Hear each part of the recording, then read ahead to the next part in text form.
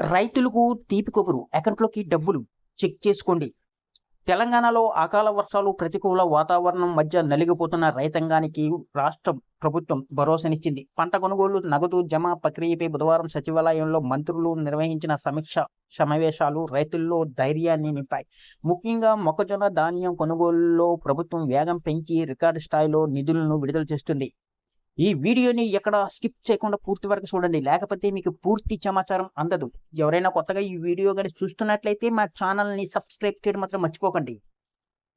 వ్యవసాయం శాఖ మంత్రి తుమ్మల నాగేశ్వరరావు గారు వెల్లడించిన వివరాల ప్రకారం రాష్ట్ర వ్యాప్తంగా మొక్కజొన్న విక్రయించిన 1,00,000 మంది రైతుల ఖాతాల్లో ప్రభుత్వం 1,173 కోట్లను జమ చేసింది. మార్కెట్ ద్వారా క్వింటాకు 2,400 మద్దతు ధరగా కల్పిస్తూ ప్రభుత్వం ఈ కొనుగోళ్లు చేపట్టింది. ఇప్పటి వరకు 338 కేంద్రాల ద్వారా 2.42 లక్షల మంది రైతుల నుంచి 3,757 కోట్లు విలువైన 13.42 లక్షల టన్నులు మొక్కజొన్నను సేకరించారు. మిగిలిన నిధులను కూడా యుద్ధ ప్రాతిపదికన విడుదల చేస్తున్నామని, కేంద్రాలకు వచ్చే ప్రతి గింజను ప్రభుత్వం కొనుగోలు చేస్తుందని మంత్రి హామీ ఇచ్చారు. తడిసిన ధాన్యంపై పౌర సరఫరాల శాఖ భరోసా.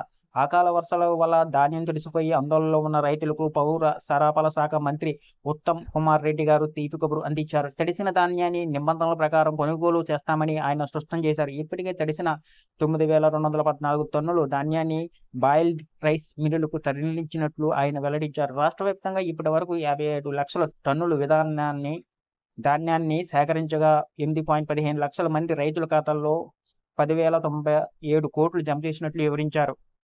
ధాన్యం సేకరణ వేగవంతం చేసేందుకు ఇసుక రవాణా చేసే లారీలను కూడా కొనుగోలు చేసి కేంద్రాలకు మళ్లించాలని ప్రభుత్వం నిర్ణయించింది. కొనుగోలు చేసిన ధాన్యాన్ని వెంటనే మిల్లులకు తరలించడం ద్వారా వర్షాల నుంచి పంటను రక్షించవచ్చని మంత్రి భావిస్తున్నారు.